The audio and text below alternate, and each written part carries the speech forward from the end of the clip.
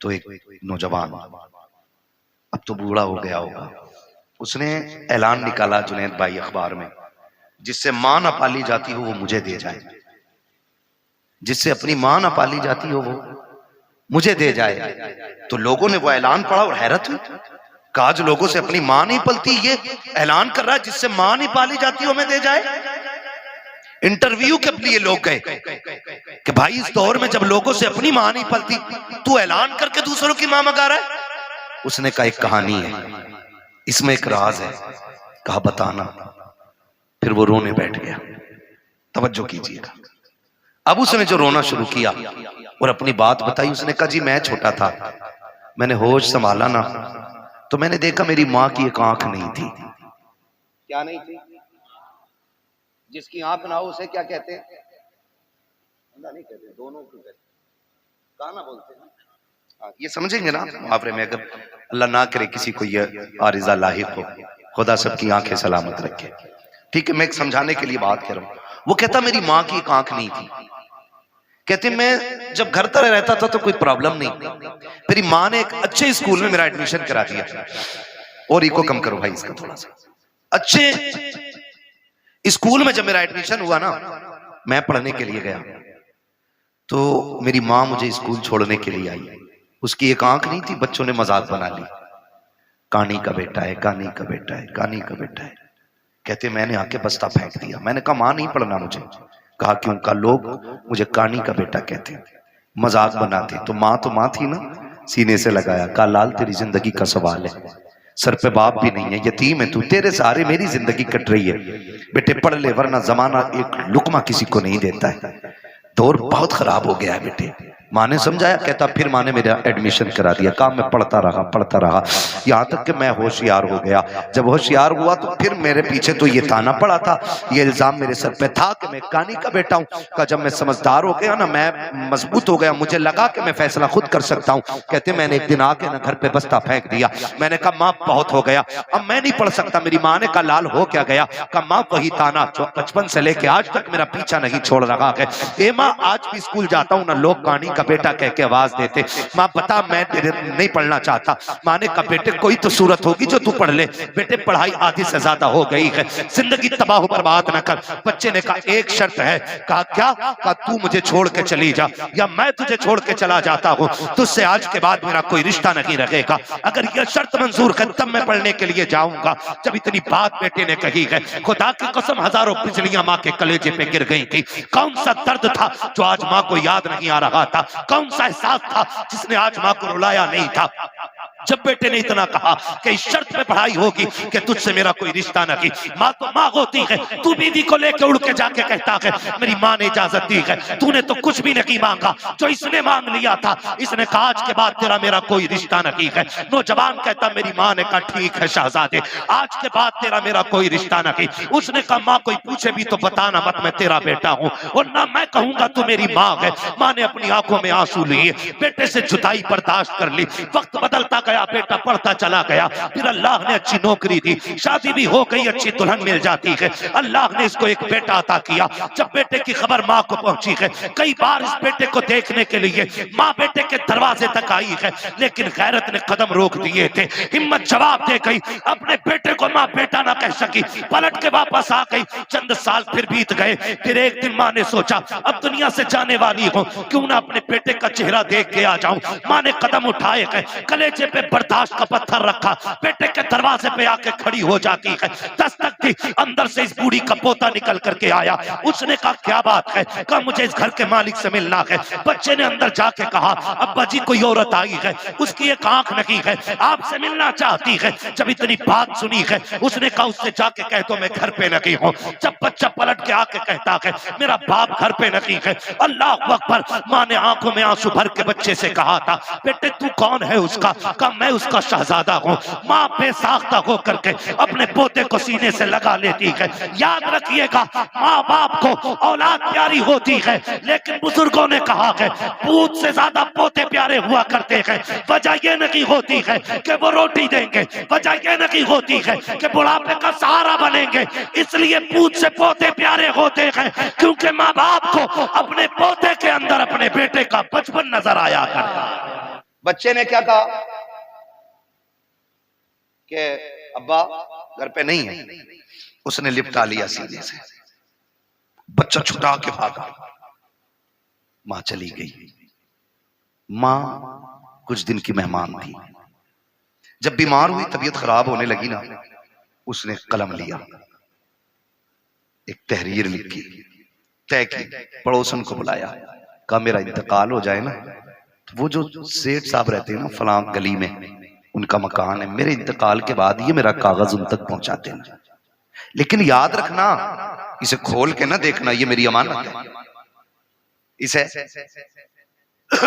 खोल के ना देखना, ये मेरी अमानत है।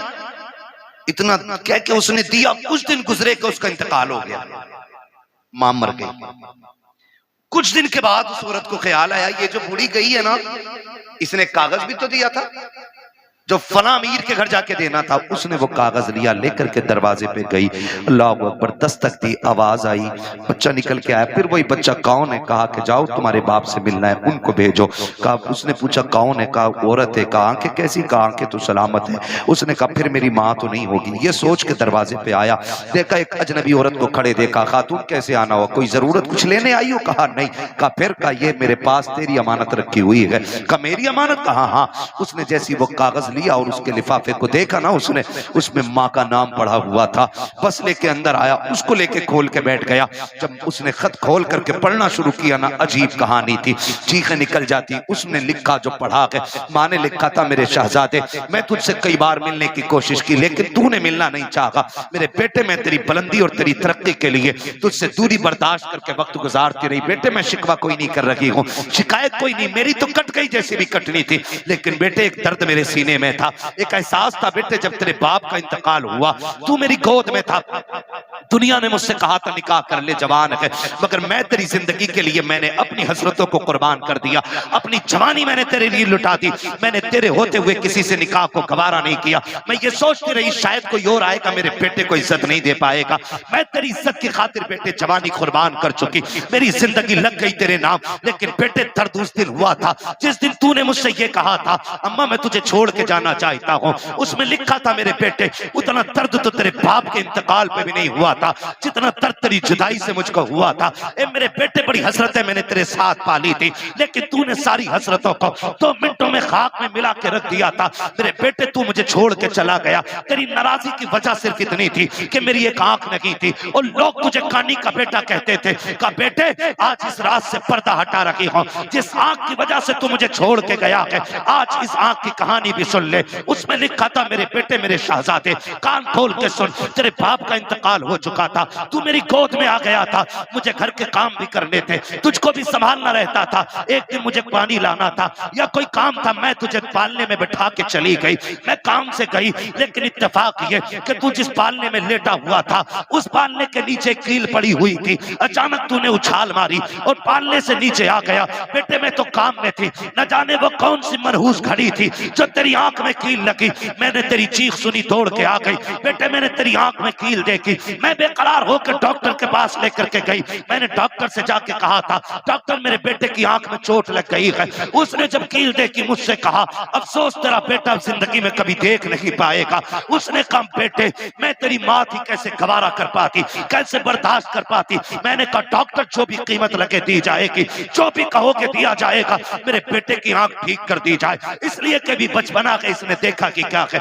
डॉक्टर ने कहा था आंख तो हम दे देंगे, लेकिन उस आंख के बदले में आंख देनी पड़ेगी। जैसे इतनी बात सुनी है उसने कहा बेवा हूं, बेसहारा हूं, कौन है जो आंख देगा। उसने खुद फैसला किया, आके कहने लगी डॉक्टर जल्दी कीजिए मेरी आंख निकाल लीजिए। उसने कहा जवानी है, पूरी जिंदगी को क्यों बर्बाद करना चाहती है, तेरी जिंदगी में अभी भाग बनाना बाकी है, खुशियों की बहारें हैं, अभी जाके की निकाह करेगी, तू आंख क्यों दे रखी है। उसने कहा मेरा तो जो होना था हो चुका, मैं जिसके लिए सजती सवरती थी वो सजन तो कब्रिस्तान जा चुका है, अब किसी के लिए सजना सवरना नहीं है, मेरी खुशियां मेरे बेटे में है, मेरे अरमान मेरे बेटे के साथ हैं। उसने कहा जल्दी कर मेरी आंख निकाल ले, मेरी आंख मैंने बदले में दी है बेटे, तब जाके तुझे उसके बदले में डॉक्टर ने आंख दी थी। उसने कहा बेटे तू ये पूछता रहा कि मेरी आंख कैसे गई है, सुन ये मैंने आंख लुटाई है तब जाके तूने इसके बदले में रोशनी पाई है। इस आंख की वजह से तू मुझे छोड़ के जा चुका है। बेटे मैं शिकवा नहीं करती,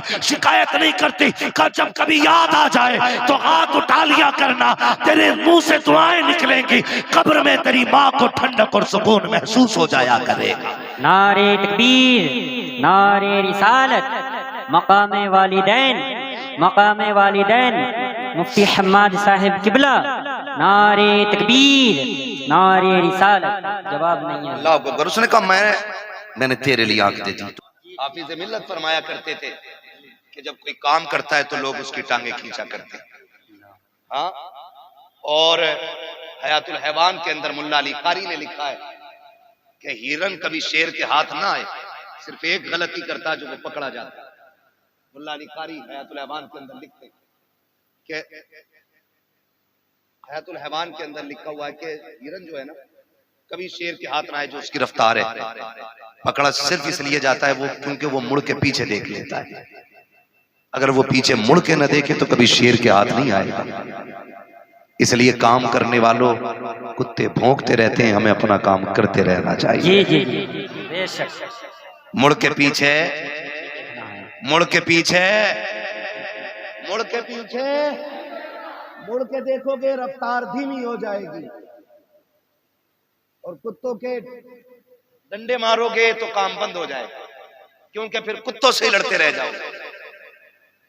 बड़े बूढ़े कहते हैं कुत्ते भौंकते रहते हैं, मस्त हाथी, कहावत याद है ना ये, मस्त हाथी चलता रहता है, अपने हिस्से का काम करो, कोई कुछ भी कहे फिक्र नहीं, हमें अपना इनाम अपने नबी से लेना है। ये महफिल अज़मत वालिदैन के हवाले से सजी, जिन्होंने सजाई अल्लाह उनके वालिदैन अगर जिंदा हैं तो लंबी उम्र अता कर, अगर चले गए हैं तो उनको जन्नतुल फिरदौस अता कर। नौजवानों, माँ बाप रब की बड़ी नेमत है। लफ्ज माँ इतना मीठा है कि ये जबान पे आता है और मिठास कलेजे पे महसूस होती है। और बाप का तो तसव्वुर आते ही ऐसा लगता है जैसे आसमान सर पे आ गया हो। अक्सर गाड़ियों पे लिखा होगा, आपने देखा होगा, माँ की दुआ ठंडी हवा। ये ट्रक के पीछे, गाड़ियों के पीछे अक्सर लोग लिखते हैं। हमें इसलिए याद है, हम लोग रोड पे चलते हैं और देखते हैं, माँ की दुआ, माँ की दुआ। इतने ठंडे ना पड़ो कि बोल ना पाओ। मुझे मालूम है मेरे हिस्से में 3 के बाद का वक्त आया है, लेकिन मैं खुश हूं इस बात के कि मेरे हिस्से में क्रीम आई है, जितना मट्ठा है वो सारा जा चुका है। क्या अच्छे ही लोग रह गए, अच्छे ही लोग रह गए। मैं आपको मजबूर नहीं करूंगा कि आप उठ के नारा लगाएंगे या कैसे, बस मेरी बात सुने, यहां के जरिए यहां तक आ जानी चाहिए। माँ की दुआ ठंडी हवा, जोर से माँ की दुआ, माँ की दुआ ठंडी हवा। बाप, आज तक किसी ने इसके लिए कोई जुमला बनाया? ये तो हुजूर का फरमान है, मैं अपनी बात कर रहा हूं। आपको अल्लाह सलामत रखे, कम से कम इतना याद तो है। बाप के लिए किसी ने आज तक कोई जुमला इस तरह का नहीं लगाया जिस तरह माँ के लिए लगते। माँ की दुआ, ठंडी हवा, मेरी माँ की दुआओं का सदका, सारा माँ पे ही लगा दिया। बाप से बहुत दूर लोग रहते हैं। उसकी वजह जानते हैं? इसलिए कि माँ चांद की चांदनी की तरह होती है और बाप सूरज होता है। चांदनी ठंडी होती है, धूप धूप जोर से धूप गर्म होती है। चांदनी धूप गर्म होती है, लेकिन याद रखिएगा चांद की चांदनी अपनी जगह है, लेकिन सूरज की रोशनी भी अपनी जगह है। अगर सूरज ना निकले तो दुनिया में अंधेरा हो जाए। मेरे अजीज, मां का मकाम अपनी जगह, रुतबा बाप का भी कोई कम नहीं है। फरमाया गया मां के कदमों के नीचे जन्नत है, मां के कदमों के नीचे जन्नत है, जन्नत है। और जब बाप की बारी आई, फरमाया गया बाप जन्नत का दरवाजा है। दरवाजा है। लेकिन जब अजमत बतानी हुई तो फरमाया गया कि अगर तुम्हें यह देखना है तुम्हारा रब तुमसे राजी है या नाराज, फरमाया सुबह उठ के बाप का चेहरा देख लो, अगर बाप तुमसे राजी है तो तुम्हारा खुदा भी तुमसे राजी है। क्या बात है हजरत, जवाब नहीं, माशाअल्लाह। तेरा खुदा भी तुझसे राजी है अगर तेरा बाप तुझसे राजी है। माफ कीजिएगा, आप भी किसी ना किसी के मुरीद होंगे। मैंने भी वक्त के कुतुबुल इरशाद हुजूर अख्तर रजा खान अजहरी मियां का दामन थामा है। वाह वाह, क्या बात है। मैंने उनका दामन थामा, आपने भी किसी ना किसी का दामन थामा होगा। कई बार ऐसा होता है माशाअल्लाह, कई बार ऐसा होता है ना, लोग खड़े होके बात करते हैं, हजरत जी मैं मुसाफा करके आया, हाथ गुलाब जैसे थे, हाथ गुलाब जैसे थे, हाथ गुलाब जैसे थे। मैंने कहा बेशक बेशक गुलाबों के हाथ गुलाब जैसे ही होते हैं, जी जी जी। लेकिन कभी पैर, बाप के पैर के तलवे भी चेक कर, इसके तलवे भी तो देख, इसमें जो गांठें बनी है ना, ये अपने लिए नहीं, ये तेरे लिए बनी है। जिन बाप के हाथों में हमें मिट्टी नजर आती है ना, वो भी गुलाब जैसे होते, मगर तेरे मेरे ख्वाब पूरे करते करते इनके हाथों की लकीरें घिस गई ताकि बेटे के ख्वाब पूरे कर सके। हम हकीकत से बहुत दूर जा रहे हैं, बहुत दूर। हम उधर जाते ही नहीं जिधर मिलता है, और जिसके बगैर कहीं नहीं मिलता हम उसे छोड़ के निकल जाते हैं। ये बात मेरी जहन में रखिए। आज मिजाज बन गया है, लोग मिलते हैं 500 रुपए सरकाते हैं मुसाफे में, मुफ्ती साहब दुआ कर लेना, इमाम साहब दुआ कर देना, जुनैद साहब दुआ कर देना, फलां साहब दुआ कर देना।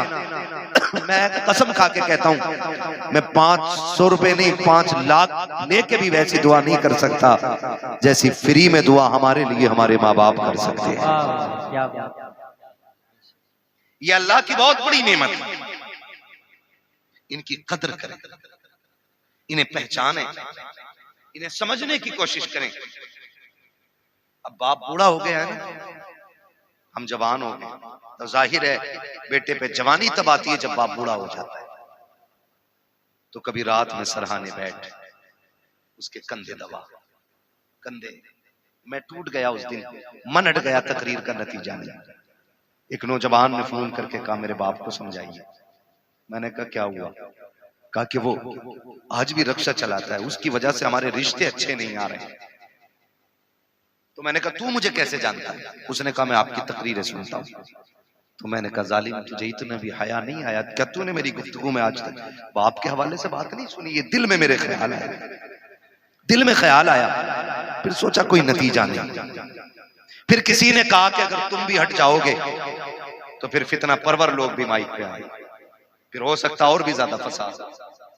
नहीं गए छोड़ के। लेकिन उस दिन एक चीज का एहसास हुआ, जिस बेटे को जवान करने के लिए एक बाप दर दर के ठोकरे खाता है, वो बेटा अपने बाप को तालीम देते हुए कहता है कि ये रक्षा क्यों नहीं छोड़ रहा? सिर्फ इसलिए कि इसका रिश्ता अच्छे घर से नहीं आया, इसलिए तुझे आज बाप की मजदूरी से काहिली लगती है। मैं हाथ छोड़ के कहता हूं नौजवानों, अगर तुम्हारा बाप मजदूरी करता है तो उसे हकीर न समझना। अगर तुम्हारा बाप ईंटें ढोता है तो उसे कमतर ना समझना। अगर तुम्हारा बाप थक के खा के 4 पैसे इज्जत के कमा के लाता है, उसको कभी हकीर ना समझना। वो रक्षा चलाने वाला, वो ठोकरे खा के तुम्हें 4 पैसे ला के देने वाला, वो मजदूरी करके पसीना बहा के तुझे इज्जत की रोटी खिलाने वाला, जब शाम को लेटा करे कभी उसके कंधे दबाया कर, कभी उसके तलवे दबाया कर। अगर वो तुझसे कहे बेटे क्या बात है, तो उसके कदमों को चूम के कहा कर अब्बा तेरा एहसान है, तू इतना अच्छा बाप है, तूने बाप होने का हक अदा कर दिया है, तूने किरदार निभा के दिखाया है। अब्बा तेरी मजदूरी पे सदके जाए, तेरी मेहनत पे कुर्बान जाए। हमें शुक्र है रब का, रब ने हमें दलाली वाला बाप नहीं दिया है, मेहनत वाला बाप दिया है कि तूने किसी के आंसुओं में डूबे हुए लुकमे नहीं खिलाए, अपने पसीने में डूबे हुए हलाल के लुकमे ला के। नारे तकबीर, नारे रिसालत, मसलके आला हजरत, मसलके आला हजरत, मकामे वालिदैन, मकामे वालिदैन, नारे तकबीर, नारे रिसालत, जिंदाबाद। अल्लाहु अकबर, या रसूल अल्लाह। ओ भाई इसका इको थोड़ा कम करें, तवज्जो है सारे लोगों की। बाप बाप होता है, बाप कौन होता है, बोले जरा। बाप बाप होता है। लेकिन आज ना शादी हो गई ना तो अब्बा को भी हाजी जी कह रहा है, अपने बाप को हाजी जी कह रहा है बेटा। हाँ, घर में आके कह रहा है हज्जन, हाजी जी कहाँ है? और बेगैरत जिसे हज्जन बोल रहा है वो माँ है, और ससुराल में ससुर को जाके कह रहा है अब्बू, सास को अम्मी और मां को हज्जन, अब्बा को हाजी जी। मैं ये नहीं कहता आप ससुर को अब्बा ना कहो, सास को मां ना कहो, लेकिन तुझे पता है मां की जिंदगी में सबसे खूबसूरत लफ्ज मां होता है। बेशक। अगर किसी मां के पास औलाद ना हो ना, सुने बहुत गौर से, औलाद ना हो ना तो उसे गोद के खाली होने का एहसास नहीं होता। उसके कान चाहते हैं काश कोई मुझे मां कह के आवाज दे, वाह क्या बात है, काश कोई मुझे अम्मी कह के पुकारे, काश कोई मुझे मां कह के आवाज दे।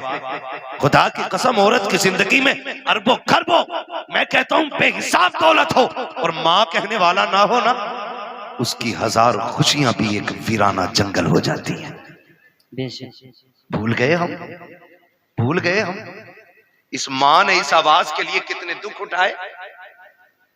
आज बेटा कहता है नहीं नहीं जी, मैं शुक्र है पुणे में रह रहा हूं बच्चों के साथ, मौलाना आना मेरे से घर। अम्मी किधर है? अम्मी गांव में ही है। तो मैंने कहा मौलाना क्या खाक करने आएगा? जब तेरे घर में मां के लिए जगह नहीं तो मौलाना के लिए जगह क्या करेगा? हक बात है। कान खोल के मेरी बात सुनना प्यारे, दौलत कमाओ तुम्हारा हक है, जितनी चाहो हलाल कमाओ, लेकिन माँ बाप को छोड़ के नहीं, माँ बाप को छोड़ के नहीं। इसलिए कि दुनिया की कोई भी दौलत माँ बाप से बड़ी दौलत नहीं हो सकती। माँ बाप से बड़ी दौलत नहीं हो सकती। कह रहा नहीं बच्चों के साथ हूं, अल्लाह का शुक्र है, अम्मा से पूछ के आया था, अम्मा से पूछ के आया था क्या काम आने का। मैंने कहा अम्मी अकेला रहता हूँ, रोटी टाइम पे नहीं मिलती है, ले जाऊं बीवी को, इससे अलावा बेहतर बहाना कोई बेगैरत के पास हो ही नहीं सकता, ले जाऊं बीवी को। तो कहता हजरत जी मेरी माँ ने ना इजाजत दे दी थी। मैंने कहा सुन, माँ तो माँ होती है ना, दुनिया की कोई भी दौलत माँ को नहीं लग सकती है।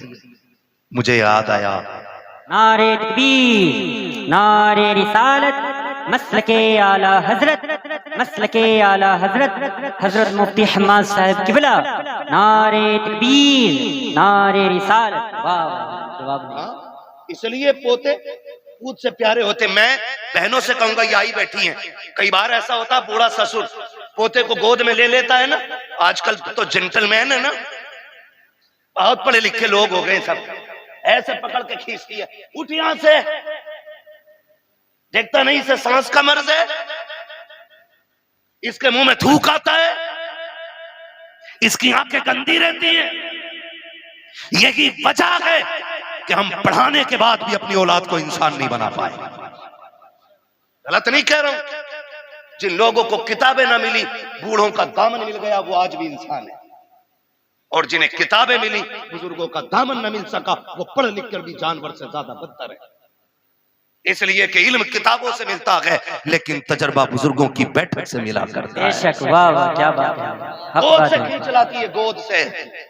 मजाल है जिसमें दादा ने खाना खाया, उसमें पोते को खाना दे दिया जाए।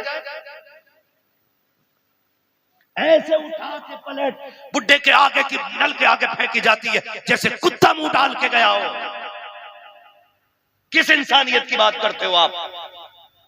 किसे तरक्की कहते हो? वो अंधेरा की भला था कि कदम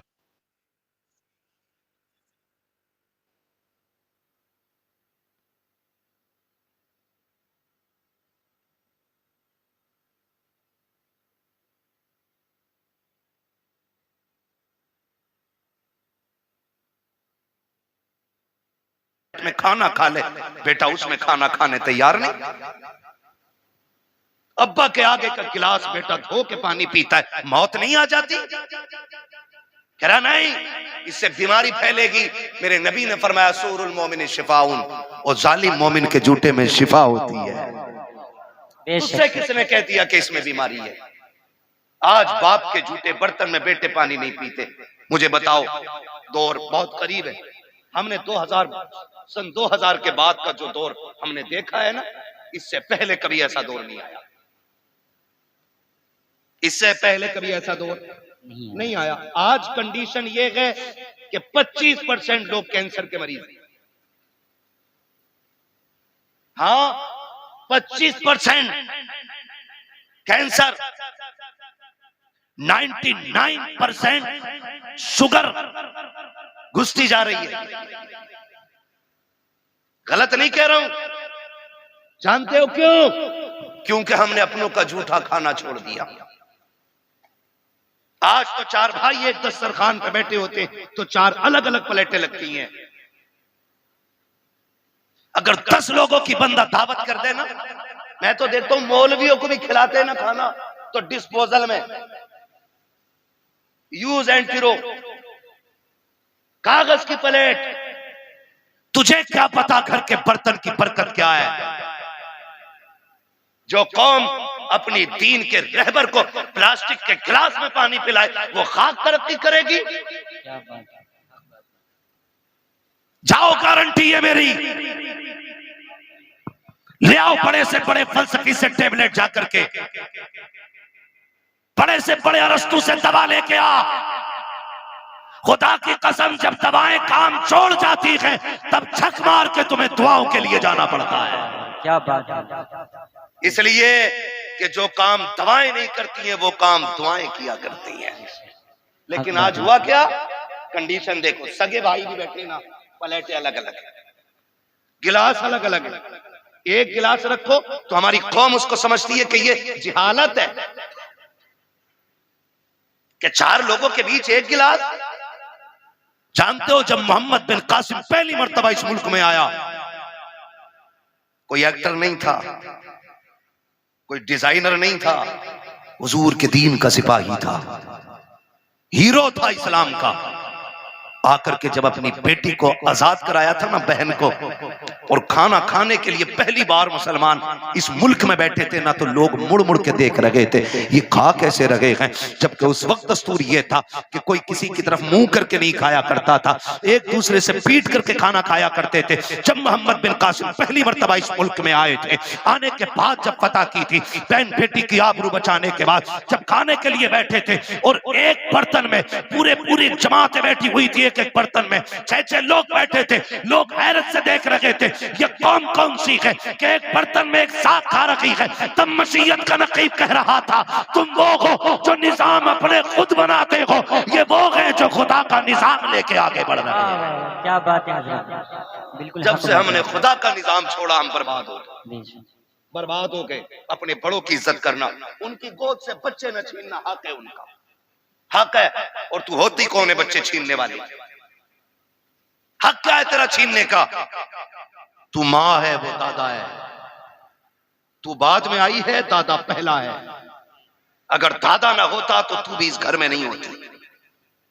मगर इसी को जो है ना, हमारे लोग, हमारे भाई उल्टा बच्चों से कहते हैं, हाँ हाँ सही तो कह रही तुम्हारी अम्मी, जाना मत, अब्बा के झूठा खाना मत। तुझे पता है जब बंदा 70 पार कर जाता है ना, और उसके पैर कांपने लगते हैं, हाथ नहीं काम कर पाते हैं, नजर पूरी नहीं देख पाती है, चप्पल जूते ढूंढने लग जाता है, लाठी टटो टटो के पकड़ता है ना, तब खुदा आवाज दे के कहता, फरिश्तों खबरदार, अब इसके अमाल से कलम गुनाहों के एतबार से उठा लिया जाए, अब इससे खता भी हो जाए तो खता न लिखना, इसलिए कि अब मेरा बंदा दुनिया तनहा छोड़ गई है, अकेला रह गया है, अब मेरी रहमतों का सहारा है। देखते नहीं हो फरिश्तों, कोई जूती चुरा रहा है, कोई लाठी छुपा देता है, किसी को थूक से नफरत है, किसी को इसके मुंह से नफरत है, कोई इसकी आंखों से घिन कर रहा है, अब दुनिया ठुकरा गई है, देख ये सिर्फ मेरी रहमत के सहारे है। खुदा की कसम, ऐसे बंदे जब दुनिया से जाएंगे, अल्लाह कयामत के दिन बड़े बूढ़े को बुलाएगा और बुला के पूरे परिवार को इकट्ठा करेगा, फिर उस बड़े बूढ़े से पूछेगा, बता इनको पहचानता है, ये कौन है? वो कहेगा, हाँ ये मेरी पोती लगती है, ये मेरा पोता लगता है, ये मेरा बेटा है, ये मेरा देवता है, ये मेरी बहू है, ये मेरा भतीजा है। उसके बाद रब फरमाएगा, बता इनका मामला तेरे साथ क्या था? वो ये कहेगा, मालिक इसको मेरे जूते से नफरत थी, ये मेरे बिस्तर से घिन करता था, इसको मेरे कपड़े से नफरत आती थी, ये मेरे छोड़े हुए खाने को हाथ नहीं लगाता था। रब फरमाएगा, सुन, आज इनमें से जिसको तू कह देगा मैं उसे जन्नत दूंगा। वो बूढ़ा कहेगा, क्यों? कहेगा, मैं जमाने को बताना चाहता हूँ जिससे तुम कुछ नहीं समझते हो, रब ने आज महशर में उसे शफाअत का इख्तियार अता कर डाला है। क्या बात है, जवाब नहीं है, माशाअल्लाह। इज्जत करो अपने बड़े बूढ़ों की, वरना याद रखना, जैसी करनी जोर से, जैसी करनी ऐसी करे। छोड़ो बुड्ढों को यार, बड़ा रहने दो, इन्हें क्या पता है। अब 5G का दौर है, बुढ़े के दौर में कोई भी जी नहीं था। खुदा की कसम, कोई जी था या ना था, लेकिन इस बुड्ढे के दौर में अदब जरूर था, अदब जरूर था। मेरी जेब पे अगर कलम लग गया ना, तो सफेद बालों वाला भी आ जाए तो मैं क्यों उठूं? तो कलम लगा के बैठूं भाई, मैं तो हजरत हूं, मुझे तो लोग हुजूर भी कहते हैं, तो मैं ये लेके बैठ जाऊं? ये हुजूर का दीन नहीं, ये हुजूर का दीन। मिटा दे अपनी हस्ती को अगर कुछ मर्तबा चाहे, कि दाना खाक में मिलकर गुले गुलजार बनता है। जिन्हें झुकना नहीं आता उन्हें उठना, उन्हें उठना उठना वही जानते हैं जो झुकना जानते हैं। मौलाए कायनात शेर खुदा फरमाते हैं, अगर तवाज़ु और इंकिसारी की वजह से किसी की इज्जत कम हो जाए तो कयामत में मेरा गिरबान पकड़ लेना। झुकने वाले लोग कभी छोटे नहीं होते। तूफान आता है, हवा तेज चलती है, तो जो हवा के साथ कभी कभी झुक जाते हैं वो कभी उखड़ते हैं, जो अकड़े रहते हैं वो, जो अकड़ जाते हैं वो जोर से वो उखड़ जाते हैं। हमारे हिस्से की क्रीम इतनी मद्दी तो नहीं हो सकती ना कि बोल ना पाए। मुझे उम्मीद है वही बैठा होगा जिसमें दम होगा। जो अकड़ जाते हैं वो उकड़ जाते हैं। तो मैं क्या बात अर्ज कर रहा था आपसे, उसने भाई ये टंटना मंटना ना करो यार, बोलने दो थोड़ी सी देर, तवज्जो है ना सारे लोगों।